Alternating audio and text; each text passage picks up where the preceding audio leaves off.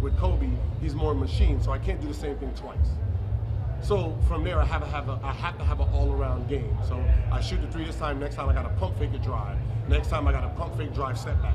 You know, I can't really try to beat him with the same move every single time because he's too smart. How many defensive players in your Kobe have?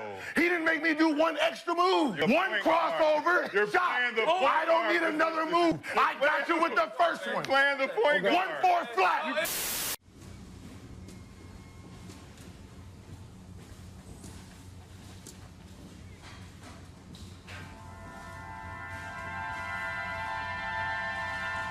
We all know Gilbert Arenas in the basketball community. Very entertaining, but also known for contradicting himself a lot. Do you feel like you change opinions like the weather? Yeah. Yeah, okay, so you admit to it. Yeah.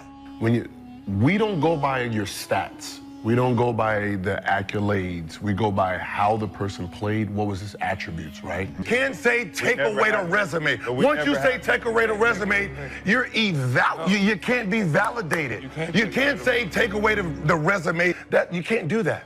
My resume is my resume. But so we played in the same era. The conversation you needed is MVPs, better. I got them. You can't say I was a better one-on-one player than you. Take this away. You can't that. You gotta use 1A, 1B. legacy, yo.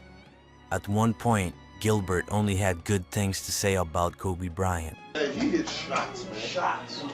He makes shots. Like he shoots like there's nobody else there. I don't understand that. Like you know how like somebody jumping you like, oh shit. You think this man is playing one-on-one basketball right now? He's playing 3-on-1, 4-on-1. All right, man. Okay. Did you see the jump?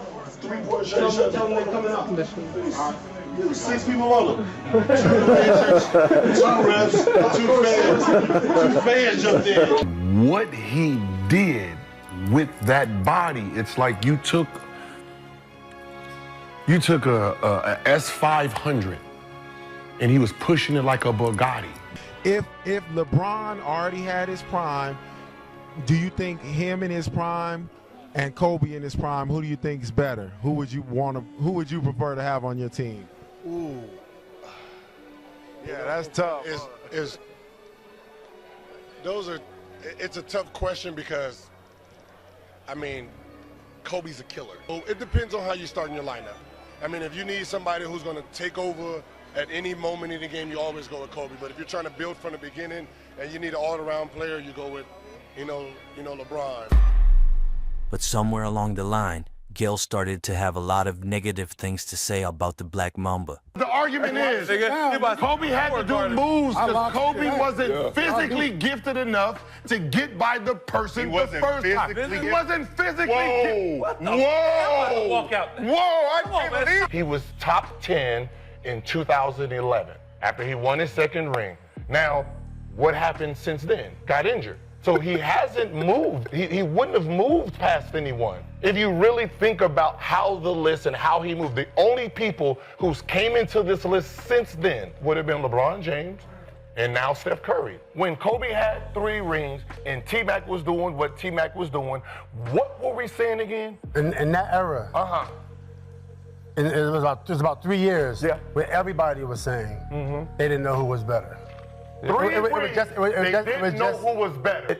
Kobe Bryant, from the first 3 championship rings, was the sidekick. I called him Robin to Batman. He was considered a sidekick. He was considered a Robin. He was considered the next Pippen. You only respect the driver of the car. No one respects the passenger of rings. The one who's leading the one who's leading the team, that's the gold member right there. That ring counts. He was considered a sidekick. He was considered a Robin. He was considered the next Pippen. In 2002, with 3 rings, we were still comparing T-Mac. Who was better in the league? You couldn't convince the NBA down the middle who was better. Oh, his 5 rings is still Robin rings. Kobe's defense looked amazing when Shaq was there. He was second team, first team. And when Shaq left, he wasn't rated in the top 25. He wasn't rated, he was ranked 20. First team All-NBA for like 6 more years after Shaq left. Once he got Gasol, once he got somebody who understood.